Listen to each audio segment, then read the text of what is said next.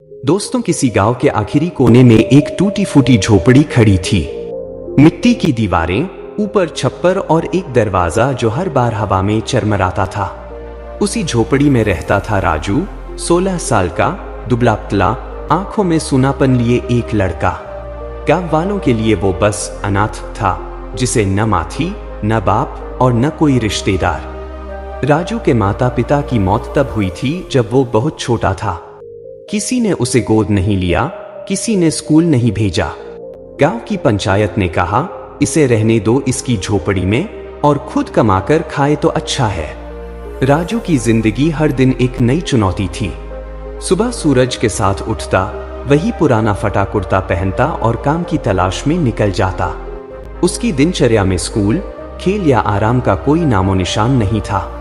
जब उसके उम्र के बच्चे खेतों में गिल्ली डंडा खेलते, धूल में दौड़ते, हंसी ठिठोली करते, राजू खेतों में काम ढूंढ रहा होता या किसी चूल्हे के पास ईंधन बटोर रहा होता।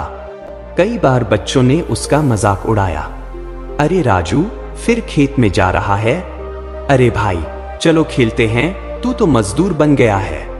राजू चुपचाप सब सुन लेता, जवाब नहीं देता, बस निगाहें नीचे झुका लेता। उसके पास हंसी के लिए समय नहीं था, भूख ने उसे वक्त से पहले बड़ा बना दिया था। राजू ने कोई काम नहीं छोड़ा जो वो कर न सके। खेत में हल चलाना, निंदाई करना, पशुओं को चारा डालना, कुएं से पानी भरकर खेतों में पहुंचाना, सब कुछ उसने सीखा। एक बार एक व्यापारी ने उसे गाड़ी से बोरियां उतारने को कहा। राजू ने पसीना बहा दिया। जब बारी आई पैसे की तो व्यापारी बोला, छोटे बच्चे को पैसा नहीं देते, जा कुछ खा ले। राजू चुपचाप घर लौट आया। पेट भरा नहीं था, पर मन भरा हुआ था दुख से। उसने सोचा, मैं मेहनत से डरता नहीं, पर लोग मेरी मजबूरी का मजाक बनाते हैं। झोपड़ी में बस एक पुरानी चटाई थी। बारिश में छत टपकती थी। कई रातें राजू ने भूखे पेट बिताई। पेट में मरोड़े उठती, आंखें नींद से पहले थकावट से बंद हो जाती। रात का अंधेरा उसके लिए चैन नहीं, डर होता। बिजली न थी, रोशनी बस चांद की थी। कई बार जब काम नहीं मिलता, वो गांव के मंदिर के पास बैठता। कभी कोई बुजुर्ग रहम खाकर 2 रोटियां दे जाता, तो कभी दिन भर कुछ भी न मिलता। लेकिन इस सब के बावजूद राजू ने भीख नहीं मांगी। उसके अंदर एक जिद थी, मेहनत करूंगा पर हाथ नहीं फैलाऊंगा।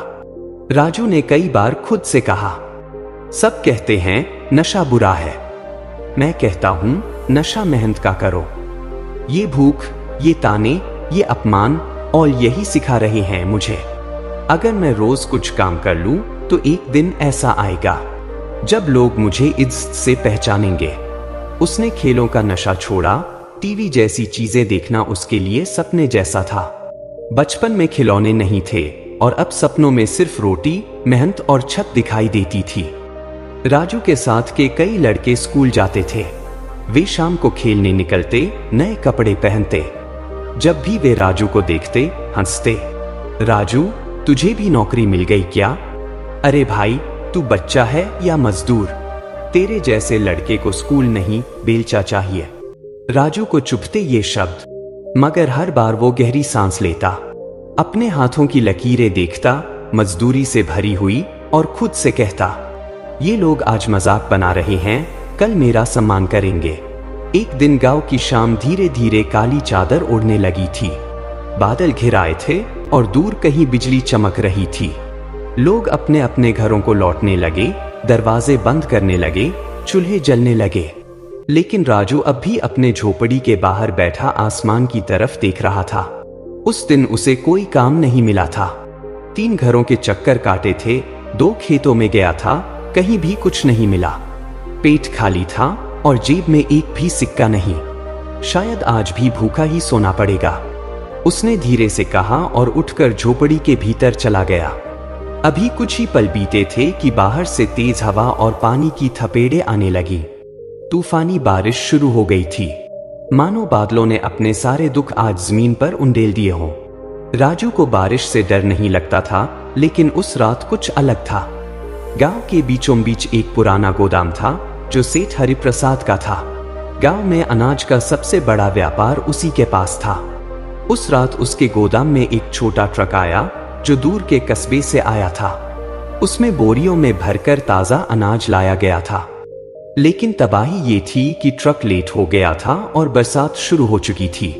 सेठ परेशान होकर इधर उधर फोन करता रहा, मगर बारिश के कारण कोई मजदूर नहीं आया।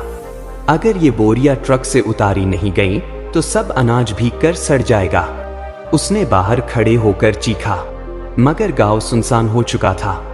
हर कोई अपने घर में दुबका बैठा था। उसी वक्त दूर से छाता लिए भीगता हुआ राजू उधर से गुजर रहा था। वो बस मंदिर के पास एक ओट में जाकर बैठने की सोच रहा था, लेकिन उसकी नजर सेठ पर पड़ी। घबराया हुआ, परेशानी में इधर उधर दौड़ता हुआ राजू दौड़कर उसके पास गया। सेठ जी, कुछ काम है क्या? सेठ ने चौंक कर देखा। भीगे कपड़े, कांपते होंठ, लेकिन आंखों में आत्मविश्वास। राजू बेटा, भगवान ने तुझे भेजा है। बेटा, मेरे पास एक ट्रक है अनाज से भरा हुआ, बारिश में सब भीग जाएगा। कोई मजदूर नहीं आया, तू करेगा ये काम? राजू ने बिना सोचे जवाब दिया। सेठ जी, मेहनत से डरता नहीं, काम बताइए। और फिर शुरू हुई राजू की असली परीक्षा। ट्रक की बोरियां भारी थीं, हर बोरी कम से कम 50 किलो की। रास्ता फिसलन भरा था, गोदाम की फर्श भी गीली थी। मगर राजू ने एक एक बोरी उतारी, कंधे पर लादकर, गिरते पड़ते मगर बिना रुके। बारिश उसके कपड़ों को भिगो चुकी थी, मगर उसका जज्बा सूखा नहीं था। सेठ और उसका ड्राइवर एक किनारे खड़े बस ये सोच रहे थे, ये लड़का तो अकेला ही 100 आदमी के बराबर है। करीब 2.5 घंटे तक राजू लगातार काम करता रहा। जब आखिरी बोरी भी गोदाम में रख दी गई, तो वो बस वहीं जमीन पर बैठ गया, हांफते हुए, मगर चेहरे पर संतोष। सेठ दौड़कर आया और उसके पास बैठ गया। राजू बेटा, तूने मेरा बहुत बड़ा नुकसान टाल दिया। अब बता, कितने पैसे दूं? राजू ने बस मुस्कुराकर कहा, सेठ जी, जो मेरे मेहनत के बनते हैं वो दे दीजिए, मैं ज्यादा नहीं लूंगा। सेठ के चेहरे पर मुस्कान थी, लेकिन उसकी आंखों में आदर। राजू, तुझ में कुछ खास है। तेरा डर, तेरी भूख, तेरा दर्द, लेकिन तेरी मेहनत उससे बड़ी है। आज से तू सिर्फ मजदूर नहीं रहेगा। राजू ने हैरानी से देखा। मैं तुझे गोदाम में नौकरी देता हूं, रोज सुबह आना, काम करना और महीने के अंत में तनख्वाह लेना। तुझे अब रोज काम ढूंढने की जरूरत नहीं पड़ेगी। राजू की आंखों में पानी आ गया। वो रोया नहीं, मगर उसका दिल पहली बार इतना भर आया था कि आवाज भी नहीं निकली। उसने बस हाथ जोड़कर कहा, धन्यवाद सेठ जी, आपने मेरी दुनिया बदल दी। अगली सुबह राजू तय समय पर गोदाम पहुंच गया। अब उसका काम केवल बोरी उठाना नहीं था। सेठ ने उसे सारा गोदाम संभालने का जिम्मा दिया। मजदूरों से काम करवाना, माल की निगरानी, गिनती करना। राजू ने सब सीखा और सब कुछ पूरे मन से किया। सेठ ने 2 महीने बाद उसकी तनख्वाह बढ़ा दी। उसकी झोपड़ी धीरे धीरे सुधरने लगी। वह चटाई की जगह एक बिस्तर ले आया। गांव में सुबह की रोशनी अब राजू के लिए नई उम्मीद लेकर आती थी। अब वो बस काम के लिए भटकता नहीं था। अब वह गोदाम का भरोसेमंद कर्मचारी था, सेठ हरिप्रसाद का दाया हाथ। उसकी वर्दी तो नहीं बदली थी, लेकिन चाल बदल गई थी। हाथ अब भी मेहनत से थके रहते, पर आंखों में आत्मविश्वास चमकता था। राजू का दिन सुबह जल्दी शुरू होता। गोदाम पर पहुंचकर ट्रक से अनाज उतरवाना, बोरियों की गिनती करना, मजदूरों से हिसाब रखना और साफ सफाई की देखरेख करना। सेठ को राजू पर इतना भरोसा हो गया था कि जब वो बाहर जाता तो गोदाम की चाबी राजू के हवाले कर जाता। 4 महीने की तनख्वाह बचाने के बाद राजू ने अपनी झोपड़ी की मरम्मत शुरू की। पहले एक मिस्त्री बुलाया, फिर खुद भी मेहनत की। मिट्टी की दीवारें पक्की ईंटों से बदलने लगीं, छप्पर की जगह टीन की छत लग गई। गांव वालों की आंखें फटी की फटी रह गईं। अरे ये तो वही राजू है ना, जो एक वक्त रोटी के लिए खेतों में भटकता था। देखो इसका घर, लगता है कोई मेहनती आदमी रहता है इसमें। अब वही लोग जो ताने मारते थे, राजू को सम्मान से बुलाते थे। कोई कहता राजू भाई, कोई कहता राजू बाबू। एक दिन की बात है, राजू गोदाम पर बैठा था, तब एक लड़का पास आया, उम्र में करीब उतना ही जितना पहले राजू था। वो थोड़ा झिझकते हुए बोला, राजू भैया, मुझे भी कुछ सीखना है। मैं भी आपकी तरह मेहनत करके कुछ बनना चाहता हूँ। घर की हालत खराब है, कुछ बताइए ना। राजू ने उसे देखा, कभी वो खुद भी इसी हालत में था।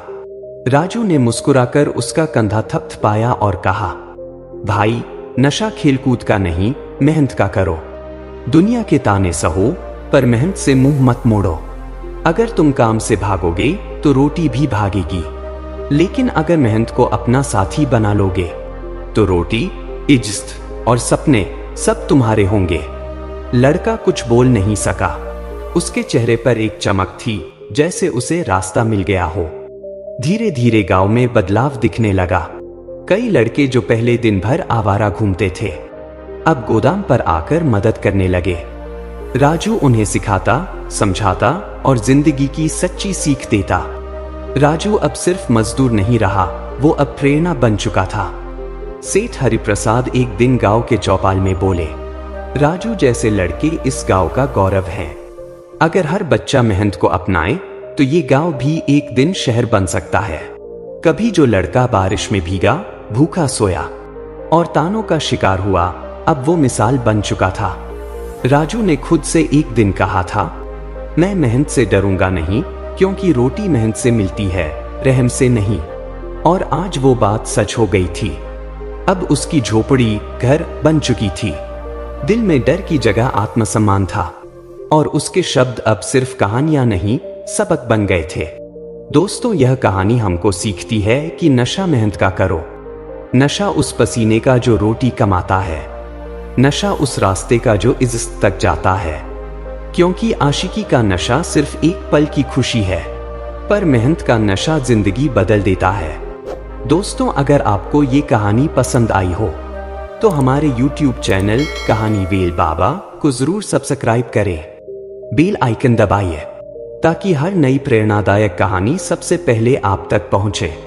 यहाँ हर कहानी में मिलेगा जीवन का पाठ, संघर्ष की सच्चाई और दिल छू लेने वाली बातें। वीडियो को लाइक कीजिए, कमेंट में बताइए कैसी लगी कहानी और दोस्तों के साथ जरूर शेयर करें।